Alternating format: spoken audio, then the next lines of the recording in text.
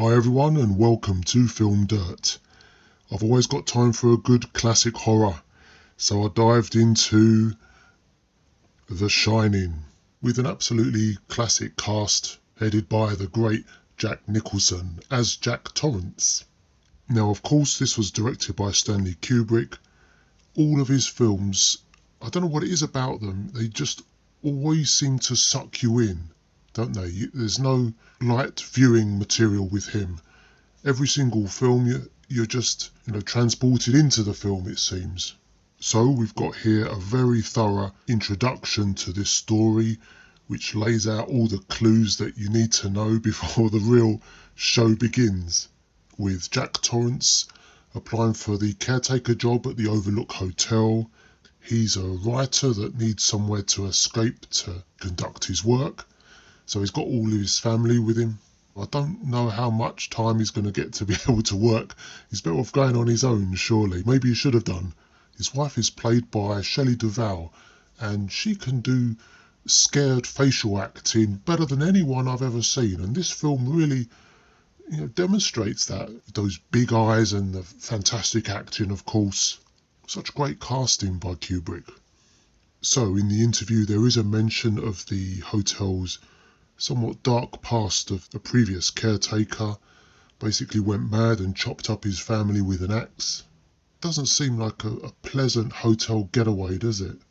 And the hotel looks fantastic. It's absolutely huge, and in the off season when it's all snowy there's no guests ever staying there, so it apparently needed a live-in caretaker during those 5 or 6 months. And then we start getting the indication that the hotel is haunted. Whilst I love Stanley Kubrick's films, he has left quite a bit here that's ambiguous slightly. I know it's a running trend with a lot of his films, but just upon watching the first scenes play out, I'm just wondering if the family were ever intended to be more involved in the backstory, maybe all as part of another life. And seemingly as soon as they land at the hotel, his son is already seeing other things happen, and the twin daughters of the caretaker's family that were murdered. So maybe he could be spiritually sensitive and just sees ghosts wherever he goes. I wouldn't like to have that ability. Which makes his wife, Wendy, apparently the only normal one in that family. And from here on out, Stanley Kubrick works his magic and just outlines the story to you.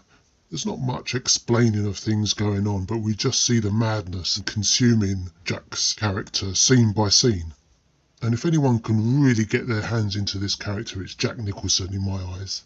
There's always been something about his acting, hasn't there? I don't know if this the crazy eyes or just the acting style. Just one of the absolute legends of cinema. And all Kubrick had to do really was just to have the story laid out and let these fantastic actors work their magic. He did imprint a few little things into the story, like there's a mention of the hotel sitting on burial grounds, and also the waiter Grady mentioning that he's always been the caretaker. So you're constantly trying to work things out as each scene plays out. And although I'm revisiting the film now, I remember the first time I watched it, I assumed that I was understanding it very clearly. He's always been the caretaker. And this is just another generation of him. I don't know if the intention of reincarnation is laid out as clearly as that, but that's what I got from it.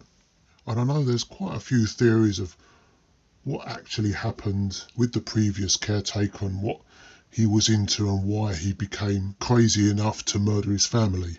But what I got from the final shot of the film with the photo zoom in and seeing Jack's face with the date mentioned underneath, I thought it was very clear. He was always the caretaker, and this is his second life. I'm not sure if his family have joined him as such, because it was a different family before. It was twin daughters, but I guess it could be a different depiction of the same thing, such as Grady being the waiter hearing his thoughts, and really he was the proprietor in the previous life, so he knew Jack was always the same caretaker in both generations. And he of course let him out the cold room to be able to continue his rampage through the hotel with an axe. So overall, just one of those really fantastic films, classic films from Stanley Kubrick. And it is a genuine horror film because it's all laid out there on screen and you almost feel a part of it as well. And in some ways that's probably caused by the portrayal of the hotel, which is very secluded and you almost want to break out and run for your life, which is impossible. You'll freeze to death. And I read some trivia that they moved certain parts of the set around so it always seemed quite different and you'd lose your bearings, especially when following the child through on his trike. And that all adds to it. It's just great filmmaking. So let's give it a score. I'm going for 5 stars. And I think it's deemed a classic because it ended abruptly.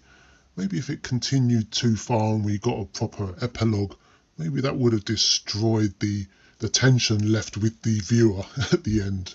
And talking of conclusions and epilogues leads me on to my next film night, watching Doctor Sleep. Isn't it a pseudo-sequel to this film? I've not seen it before, so I'm going into that fresh after seeing this. And I'll come back here soon with a full review. I'll aim to watch it within the next week or two. So join me for, I guess, part 2 of this story. Of course, like and subscribe so you get the little alert when it drops. And I'll speak to you soon. All the best and take care.